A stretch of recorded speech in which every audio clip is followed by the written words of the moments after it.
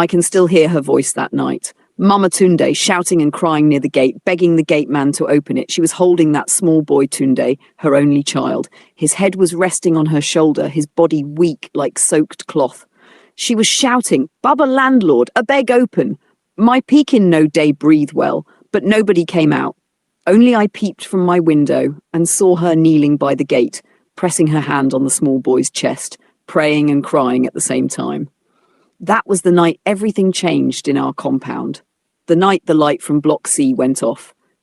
Before that day, our compound was not a happy place.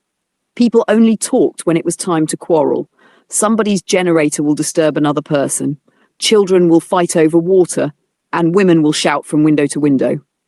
I always told myself that compound life can make a good person turn wicked. But somehow that small boy, Tunde, refused to let the wickedness enter him. Every morning, before I even opened my eyes well, I would hear his small voice greeting everybody. "Good morning, Auntie Nkechi. Hope you slept well." The boy had joy that didn't match his condition. His short was always torn and his slippers had no back. Sometimes, when rain beats him, he would still laugh as if life was sweet. Mama Tunde tried her best. She sold groundnut at the junction, sitting from morning till night just to pay rent and buy food.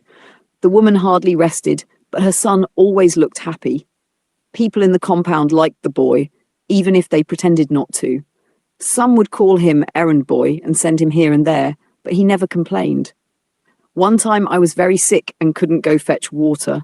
I didn't even tell anybody because I didn't want gossip. That small boy noticed I wasn't outside like before. Next thing, he came knocking with his small hands carrying 2 yellow jerry cans. "Auntie Nkechi, I bring water for you," he said. I just stared at him and my eyes filled with tears. Nobody in that compound ever cared like that. But it was that same boy I saw fighting for his life at the gate that night. People say it is sickness that carried him, but me, I believe it was our silence. We saw the light among us and ignored it till it went off. That night, as Mama Tunde screamed his name, all I could do was cry inside my room and whisper, "Tunde, the boy from Block C, please don't go." The next morning, the compound was too quiet. No children running around, no music from the boys in Block A. Even the landlord did not come out to shout like he always did. People whispered from their windows. Some said the boy was dead. Some said he was still in the hospital. Nobody was sure. I came out and sat on the cement step near my door, watching the empty corridor where Tunde used to run and play. The air felt heavy, like the sky wanted to cry. I remembered how that small boy used to brighten my morning. He would come knocking early, carrying broom to sweep the front of my door before I even woke up. I used to shout at him to go home, but he would just smile and continue sweeping. That smile never left his face. Now the place was dirty, dust everywhere, dry leaves gathering in the corner. Nobody cared to clean. Around afternoon, Mama Tunde came back from wherever she went with red eyes and swollen face. She looked like someone that had not slept for days. Her wrapper was rough, and she held her slippers in her hand. She passed all of us without talking. I followed her quietly, wanted to ask about Tunde, but fear held my tongue. She entered her room and closed the door. I could hear her crying inside, a cry that carried pain deep from the chest. Later in the evening, the neighbours gathered under the mango tree in the middle of the compound. Everybody was pretending they came out for fresh air, but I knew it was Tunde we were all thinking about. Baba Musa said the boy was taken to one small clinic near Ijaye, and the nurse there said they needed money for drip and injection. The mother did not have enough, so she borrowed from one woman at the market, but by the time she came back to pay, it was too late. When I heard that, my heart broke. I stood up and walked away before anybody could see my tears. That night, I couldn't sleep. I kept hearing his small voice in my head, calling my name and laughing. I kept asking myself why I didn't go out that night to help when his mother was crying by the gate. Maybe if I had helped, maybe if we all had, the story would be different. Before morning, I took broom and swept the whole corridor of Block C, the same way he used to do it. My neighbours watched me from their windows, silent, ashamed. The boy we ignored had left something inside all of us, a wound that will not heal easily. 2 days after the news spread, our compound started to feel like a strange place. People were walking slowly, talking in low voices, and even the children that used to shout and play ball had gone quiet. Nobody wanted to pass near Block C. It was like the spirit of that small boy still stayed there, watching us. Every time I looked at that narrow corridor, I remembered him running, laughing, greeting everybody. Mama Tunde locked herself inside her room. She did not come out to cook. She did not go to her groundnut table. Her pot was still where she left it, and the smell of smoke from the last time she boiled water was still hanging in the air. I knocked several times, but she did not answer. I left food by her door and went back to my room. The next day, the food was still there, cold and untouched. In the evening, the landlord called a small meeting. He said we should all try to help the woman bury her son, that she had nobody. People nodded slowly. Some said times were hard. Some promised to bring little money. As they talked, I just sat quietly and listened. Everybody was pretending like they cared so much, but I knew guilt was the real thing making them talk. Later that night, I went to her room again. This time, when I knocked, she opened the door. The light inside was dim. Her eyes were red, her face dry like she had no more tears left to cry. The bed was empty, but I could see his small school uniform folded neatly on the chair. She sat on the floor and spoke softly, saying the boy kept telling her he was fine, that he would get well soon. She said she thought it was just small fever. I sat with her in silence until she fell asleep, leaning on the wall.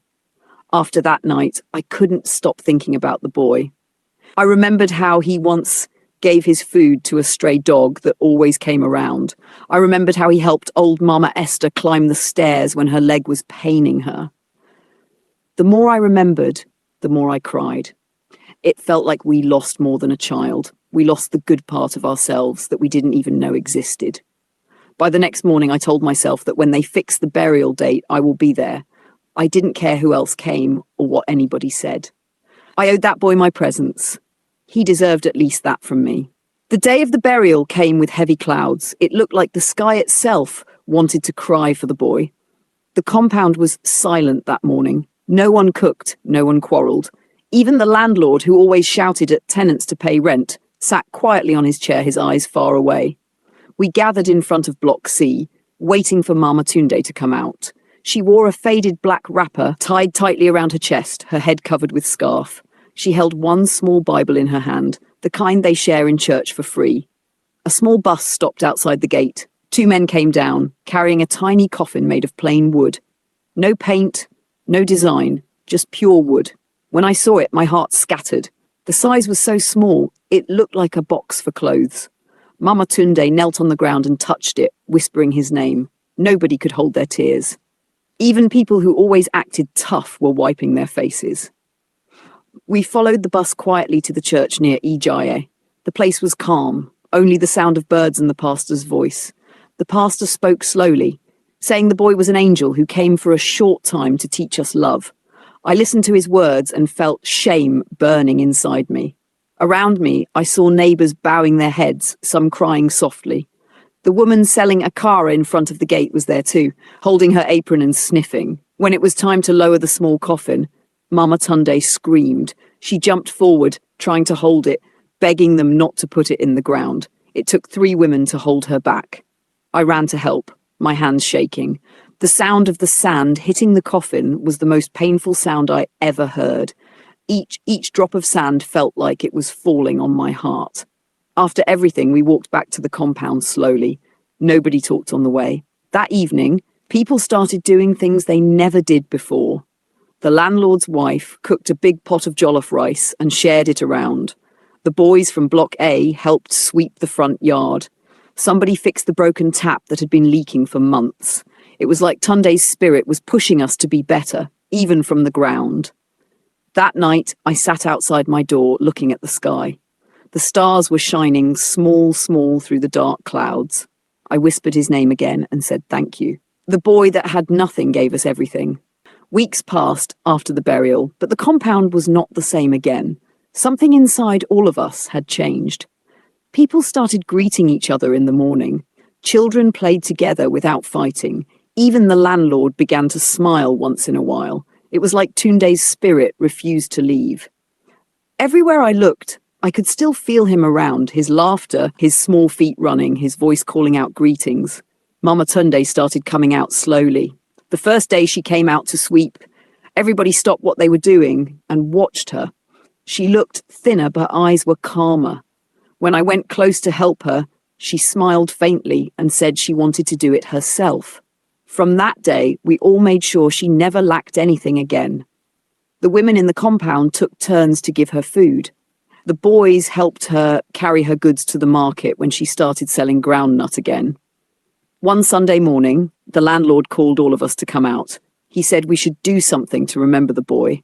After some talk, we decided to paint the wall at the end of Block C.